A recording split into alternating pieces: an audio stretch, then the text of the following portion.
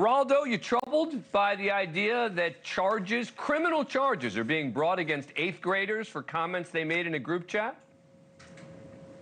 Yes, I am, Dan. Welcome, everybody. I think that it is excessive. The comments were racist. They're obviously inappropriate.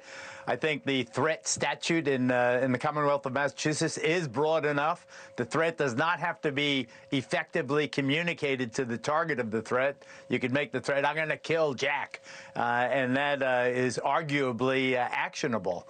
I think that I would much rather this was settled at the parental level, the parents saying something on behalf of their children, even if anonymously, that it was inappropriate, that they apologize, they're contrite, they get it, they get that they did something wrong. But to involve the 13 and 14-year-old, 8th graders in the criminal justice system and make of them what too often happens, products of that system, I think is unfortunate and excessive. Ashleigh, look, it's hard to imagine sort of worse things being said by 13 and 14-year-olds, and yet it still is in a group chat. It would seem to me typically this would lead to a school saying, you're suspended, you're expelled, whatever the case may be. But criminal charges, you ever heard anything like this?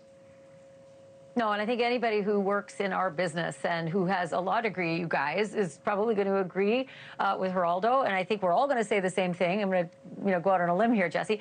But the thing that bothered me most about the comments that the DA has made about this story is that he's talking about their thoughts. And the last I checked, we don't have thought police in the United States.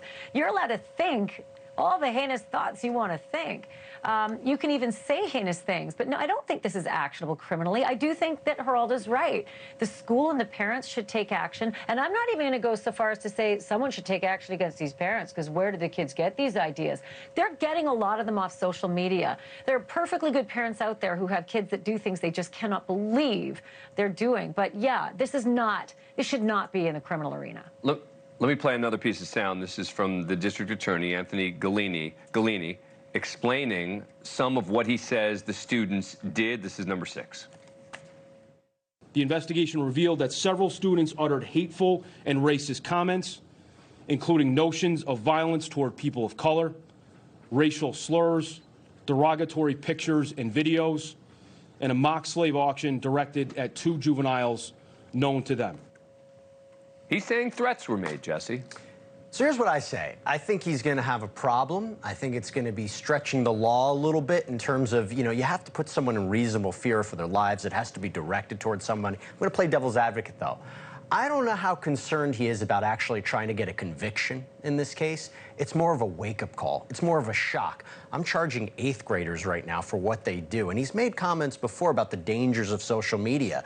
I think the fact that we're talking about this, and this has made national news, is the point he was trying to make. But that's not what the criminal justice system is supposed to be about. Correct. Doesn't mean we always see prosecutors charging for the right decisions, though. And look, I really think, I've read the statutes. I think he is going to have some difficulty because, again, I am not totally sure that the victims in this case were part of that group chat, and if they weren't and didn't know about it, that's a problem. That's a problem. But he's saying, Geraldo, that as a legal matter, that it doesn't actually have to have been conveyed to that person, just the threats have to have been made. Yes, and I believe that is the case law in the Commonwealth of Massachusetts. You don't have to actually deliver the threat. If you make the threat, that in itself is a lesser, but is a criminal action. But, to drag kids in, we have to also understand, to Jesse's point, we have to also understand there's a political aspect to this.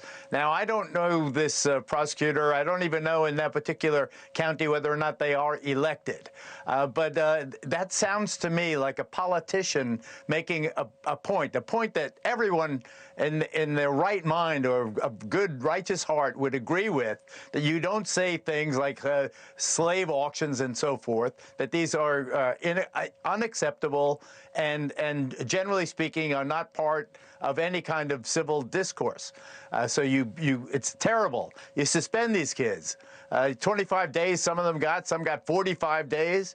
That's a very, very severe penalty when you're in 8th grade. How do you catch up if you catch up? Even that is going to be a hurdle kids the kids, are idiots, right? the Kids are perpetrators idiots. have to overcome. Treat them as idiots. Yeah, kids are idiots. They're just kids. That's why. They're idiots. I've had they 5 do of them these myself, things. and I was one of 5.